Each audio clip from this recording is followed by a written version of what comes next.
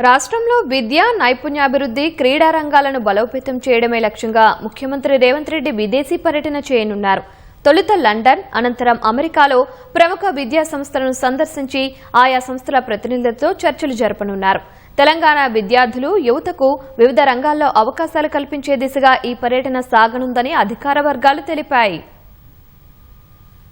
విద్య, నైపుణ్య, క్రీడాభివృద్ధి లక్ష్యంగా ముఖ్యమంత్రి రేవంత్ రెడ్డి విదేశీ పర్యటన జరగనుంది. ఈ నెల 19న హైదరాబాద్ నుంచి బయలుదేరి తిరిగి 30న చేరుకునేలా సీఎం విదేశీ పర్యటన షెడ్యూల్ ఖరారైనట్లు తెలుస్తోంది. పర్యటనలో భాగంగా వివిధ విదేశీ విశ్వవిద్యాలయాలతో ఒప్పందాలు, ఏఐ విస్తరిస్తున్న నేపథ్యంలో వైట్ కాలర్ ఉద్యోగాల భవిష్యత్తు, బ్లూ కాలర్ ఉద్యోగాలకు అవసరమైన కొత్త నైపుణ్యాలపై చర్చలు జరపనున్నారు. యువతలో నెలకొన్న ఉద్యోగ భద్రతపై ఆందోళన వంటి అంశాల్ని పర్యటనలో ప్రధానంగా పరిగణలోకి తీసుకోనున్నారు. London University of Oxford, London Business School, University of Cambridge, London School of Economics and Political Science తదితర ప్రముఖ విద్యా సంస్థల్ని రేవంత్ బృందం సందర్శించనుంది. అక్కడ వివిధ విశ్వవిద్యాలయాలతో అవగాహన ఒప్పందాలు కుదుర్చుకునే అవకాశాలు ఉన్నాయి. లండన్ పర్యటనలో విద్యతో పాటు స్పోర్ట్స్ యూనివర్సిటీలు, క్రీడా మౌలిక వసతుల ప్రాజెక్టులు, స్పోర్ట్స్ మెడిసిన్, అథ్లెట్ల శిక్షణ, ట్రైన్ ది ట్రైనర్ వంటి అంశాలపై చర్చలు జరగనున్నాయి.